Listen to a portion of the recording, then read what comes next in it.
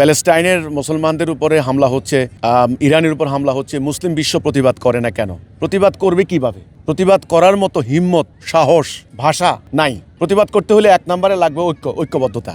এখানে ধরেন যদি বাংলাদেশ প্রতিবাদ করে, এখন বাংলাদেশের সরকার ভাববে যে আমরা তো কোণঠাসা হয়ে যাব, আমাদেরকে তো এক ঘরে করে ফেলবে, আমাদেরকে অবরোধ করবে, বিশ্ব থেকে আমাদেরকে বিচ্ছিন্ন করে দিবে, আমাদের সাহায্যে কেউ আসবে না। যদি পাকিস্তান করে, পাকিস্তানকে ধরবে।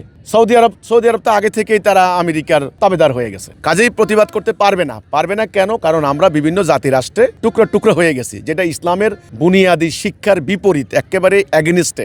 মুসলমানদের যদি আজকে একটা জাতি থাকতো, এক জাতি, একজন নেতা থাকতো, একটা নেতা, একটা ডাইরেকশন থাকতো, সমস্ত সম্পদ একদিকে চলতো, মানে ইন্দোনেশিয়া মুসলমানদের উপরে প্রবলেম হয়েছে, সেই মধ্য আফ্রিকা থেকে প্রতিবাদ হইতো, তখন যাইয়া একটা প্রতিবাদ করতে পারতো। এখন প্রতিবাদ করার মতো যে ঐক্য চেতনা, একক নেতৃত্ব, এগুলা নাই, শক্তি নাই, ভেতরের যে হিম্মত আউট। এই অন্যায় জুলুম জানেও কিছু করার নাই। কাজেই মুসলিম বিশ্ব ইচ্ছা থাকা সত্ত্বেও প্রতিবাদ করতে পারবে না, কারণ ইতিমধ্যেই পাশ্চাত্য সভ্যতার যে শক্তি, তাদের যে ইকোনমিক পাওয়ার, তাদের যে মিলিটারি মাইট, তাদের যে টেকনোলজি মানে প্রযুক্তি, এই সব কিছু মিলাইয়া মুসলমান আজকে নত জানু।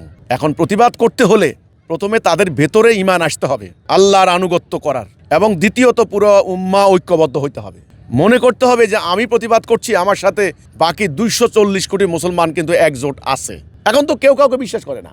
আপনি ভারতের মুসলমানরা 25 কোটি মুসলমান, আপনি খেলাখেলি ভারতের 25 কোটি মুসলমান, সেগুলো হিন্দুদের রাজত্বের আন্ডারে তারা বসবাস করছে, তাদের কোনো প্রতিবাদ করার কোনো ভাষা নাই।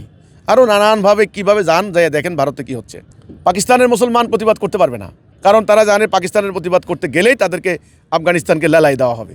আফগানিস্তান যদি দেখেন, আফগানিস্তান পাকিস্তান মারামারি লাগাই দিছে, তো কাজেই এরা প্রতিবাদ করার মতো যে ঐক্যবদ্ধ চেতনা, এটা নাই, ভেতরে ঈমান নাই, ঐক্য নাই, আল্লাহর সাহায্য নাই, এজন্য পারবে না। তো প্রতিবাদ করতে হলে আগে ঈমান আনতে হবে এবং পুরো উম্মাটাকে ঐক্যবদ্ধ করতে হবে, তবে প্রতিবাদ করতে পারবেন, নাহলে হবে না।